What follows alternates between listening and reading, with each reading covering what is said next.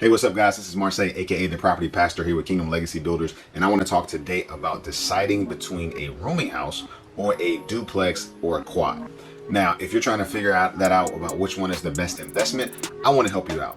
I own in my portfolio both types of investments, and they both have pros and cons. So I have 4 rooming houses, 2 duplexes, and 3 quadplexes. So I want to talk about how they differ from one another and also help you to decide whether or not which one is the best investment for you. But before we get started, please do me a quick favor and hit that subscribe button. If you're not following the Property Pastor, please take a moment to do so. We are dropping brand new content every single week to help you out. And it is my mission to help people along in their journey, whether it's buying their first property, whether they're trying to build that business. But we want to help you. I want to help you to build generational wealth for your children and your children's children. Now, I want to give a quick shout out to my man, Paul C. Paul is a new subscriber to the channel. Paul posted this question recently in the comment section, and I wanted to take a few minutes and address it because I think it's a great question and I think it's going to help you. So if I had my choice between a rooming house, and we'll say a 4-bedroom rooming house, a 2-sided duplex, and a 4-unit quadplex, which would I choose? Now, for me, the clear choice is the quadplex.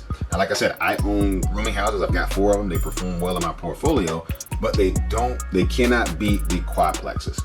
And I'm going to tell you why. The reason is cash flow. Now, with a rooming house, one of the drawbacks to a rooming house is the fact that the owner pays all the utilities.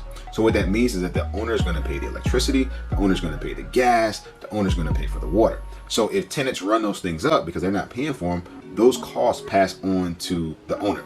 So the owner has a variable cost that's kind of out of your control. Then you can do things like putting lock boxes on the thermostat, right? You can, remove washer dryer, all of those kind of things. But at the end of the day, you don't have total control over the utilities.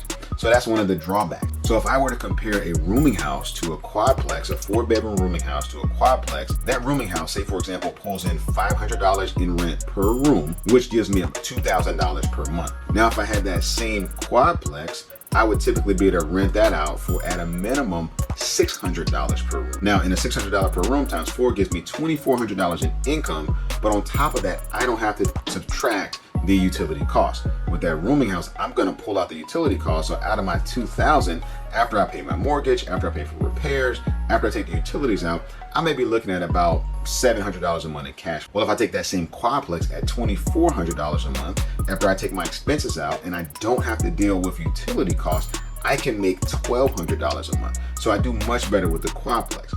Now, with the duplex, it gets a little tricky. Now, let's say in a duplex example, I'm able to get $700 per month per side, which gives me $1,400 total. Now, I don't have to pay utility costs there, but my income is much lower than both the rooming house, the 4-bedroom rooming house, and the quadplex. So now I'm only pulling in $1,400, and once I take out my mortgage, my repairs, all of my different expenses, I'm only left with about maybe $600 per month.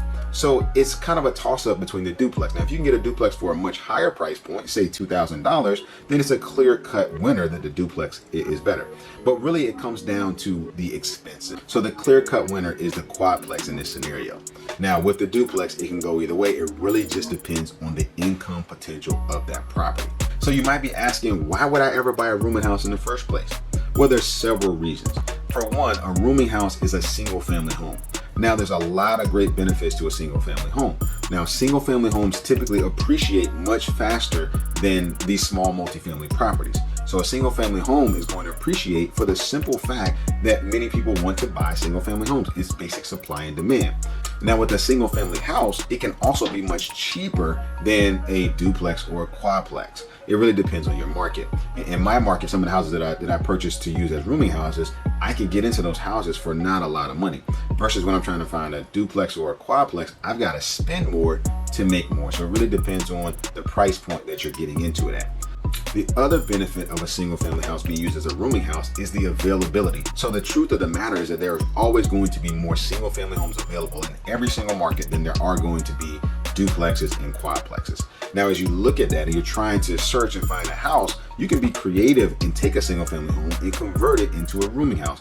A whole lot easier in many cases than you're going to have to do with a quadplex or a duplex. So the sheer competition that's out there for duplexes and quadplexes can make a single family home turn into a rooming house very attractive. It can make it very attractive to you. So those couple $100s of cash flow may not matter quite as much when you can buy that property quickly and you have a lot less competition there. The other benefit of single family homes that are used as rooming houses is that, like I said earlier, they appreciate faster, but they can also be sold quicker for a much higher profit. And the reason that I say that is because a single family home is going to be sold to a consumer buyer. It's going to be sold to, a person who's after a home for their family, versus a duplex or a quad is typically going to be sold to an investor. Now, those mindsets are totally different. A single family purchaser is going to look for, they're buying from an emotional perspective. They want a house where it's got a fence, they can raise their kids, decent neighborhood, versus a quadplex or a duplex. You are up against a seasoned investor who wants to buy that house for the lowest amount possible, and they want to get into it for a very low price point.